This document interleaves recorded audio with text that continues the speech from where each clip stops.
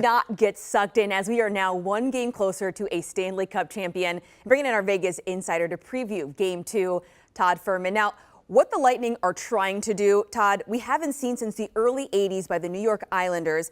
In Tampa Bay, they won 3 Stanley Cups in franchise history, and here they are now playing for a third in a row, but it is the Avalanche who won Game 1. Colorado is minus 270 to win their first cup since 01. Lightning are plus 230. So, Todd, what's your read on this series price right now? Well, you highlighted, Sherry. I mean, this is the series I think any hockey fan wanted to see. Colorado has been so close to climbing that mountaintop over the last couple of years. And for them to finally reach the height of hockey immortality, they have to knock off a 2-time defending Stanley Cup champion. I don't think Tampa is going to go down without a fight. You saw them erase a 2-goal deficit in the middle of the second period in Game 1, ultimately coming up a bit short in overtime. But John Cooper didn't mince words, talking about how poorly his team played overall, said the better team went out there and won the game, and it would have been great if they were able to steal it.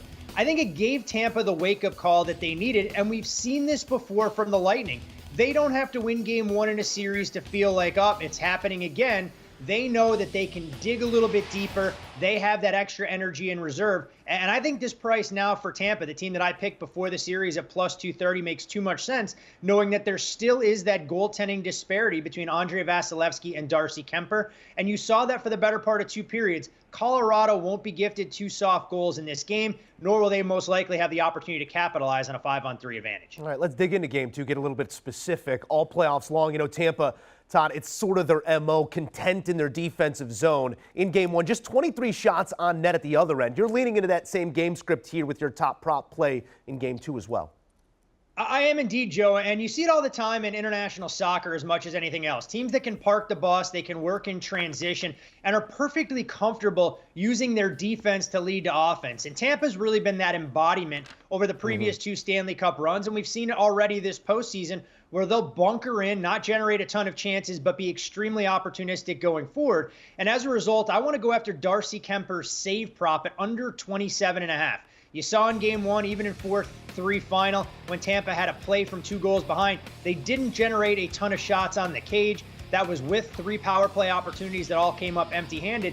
And if you look through Tampa over the last 5 to 6 games, the only outlier here was where they just threw everything they possibly could on net against Igor Shesterkin against the Rangers. I think Tampa can win this hockey game with only 25 to 26 shots on net, knowing that Darcy Kuemper has struggled all postseason, failing to eclipse a save percentage above 90 thus far. I'm going to take him under 27.5 saves in Game 2. But when it comes to Game 1, it was Braden Point really standing out on the stat sheet for Tampa. And of course, you mentioned it a bit there, Andrei Vasilevskiy. When he is on, just a brick wall between the pipes. Todd, who are you eyeing in Game 2 for a player prop that you like on that side? So I think if Tampa is going to be successful in this game, Sherry, it's got to be their star power up front. And we know Steven Stamkos is the key catalyst in terms of scoring goals, but so much of what this team does in creating chances stems from number 86, and that, of course, is Nikita Kucherov. I like Kuch to register at least an assist in the game today, and when you look at the price, you do have to lay a short tag there at minus $1.25 to go over, but I think 86 is the straw that stirs the drink, whether it's serving value on the power play or what he can do for that top line up front. We know that Kucherov makes all the players around him better. He's been missing for stretches where his teammates will call him out, but I think Kuch knows what's at stake in this particular spot. I fully expect him to register at least 1 assist, and I'm willing to lay a price to do so tonight. All right, well, the game numbers positioning the 2-time defending champs as short value propositions on the road. Tampa offering up $1.30, total a square 6. Todd, what's your approach to the game numbers in this one?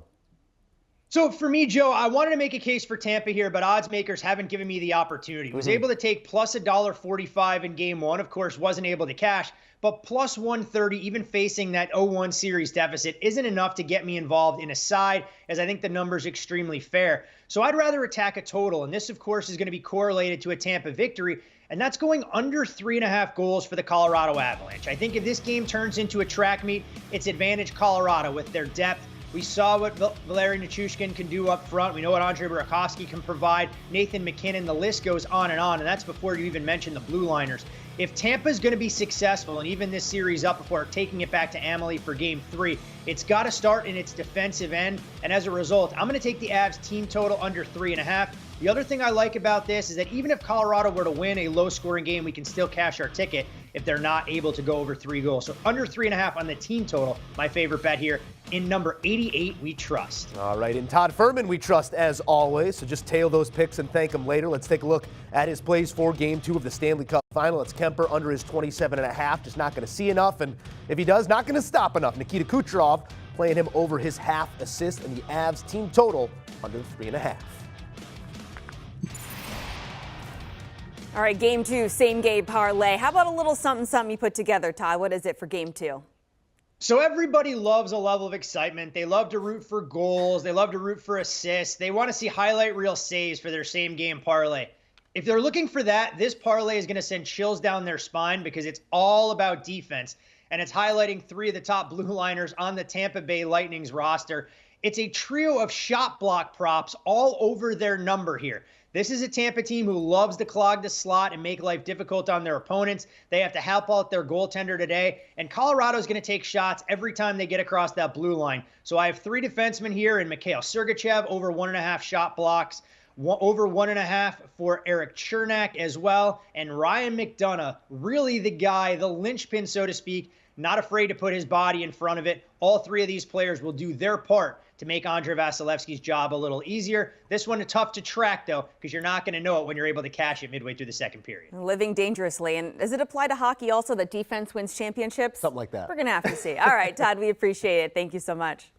All right, let's get you a look again at Todd's parlay for today. The theme, as you heard him say it, defense and blocked shots. The odds of this hitting are plus 398. So you put down 25, you get back just under $100. Do you want a sports network that delivers everything that matters about the game? The highlights, the picks, the instant analysis, no yelling, no fake debates, no politics. Hit the subscribe button and never miss a moment.